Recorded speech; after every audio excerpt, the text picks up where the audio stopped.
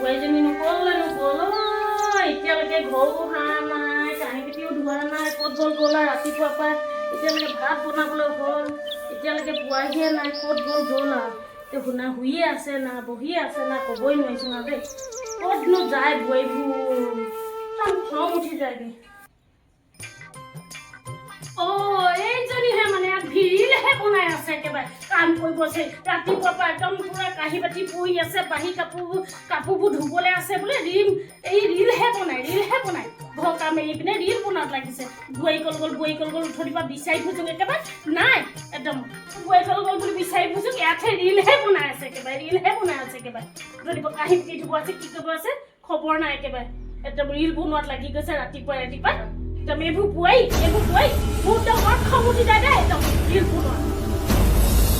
মা মই এটা ৰিলছে বনাইছোঁ, মই আকৌ এতিয়া কাম কৰিম বুলি কৈছোঁ, আপুনি মোক ইমানেই গালি দিছে যে ৰিলছ বনোৱাৰ কাৰণে। মই কৰিম ক'ত নহয়, ৰিল বনাই কি কৰিবি, ৰিল বনাই কিবা সেইটো ঘৰ কামখিনি ৰিল বনালে হ'ব জানো?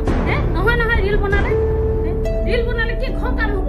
কাঁহী বাতি ধুবলৈ আছে, ৰিল বনাই ঘৰ কাম কৰে এনে কিমান সময় পাৰ হৈ যাব। এতিয়া ভাত খাবলৈ মানুহবোৰ আহিব, আহিলেও নাই তোমাৰে আহিব এতিয়া, তোৰ মানুহটোৱেচোন আহিব এতিয়া ভাত খাবলৈ, ক'ৰ পৰা দিবি? ৰিল বনাই থাকিলে হ'ব? মাৰ খাবি পিছত গম পাবি বাপেকে।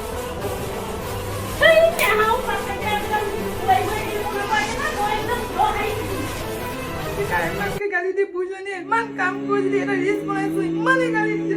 যাওঁগৈ মই ঘৰলৈ যাওঁগৈ, এখন ঘৰত আৰু নাথাকোঁ আৰু মই গুচি যাওঁগৈ। যিমান কাম কৰিলে মোক একো নেদেখে, মই যাওঁগৈ আৰু।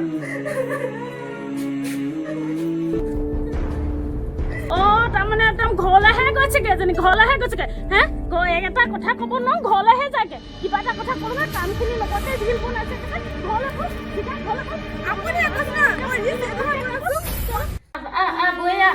যি হ'ল এইবোৰ ধৰি নাথাকিবি আৰু অকণমান কিবা এটা ক'লোঙে যেনিবা বুঢ়ীজনীয়ে অকণমান হেৰি কৰিব লাগে, এনেকুৱাকে নকৰিবি আৰু দেই। আজিৰ পৰা ৰিলছ হ'ব দে, আজিৰ পৰা ভুল বুজি নাথাকিবি আৰু দুইজনীয়ে ধুনীয়াকৈ মিলি জুলি থাকিম।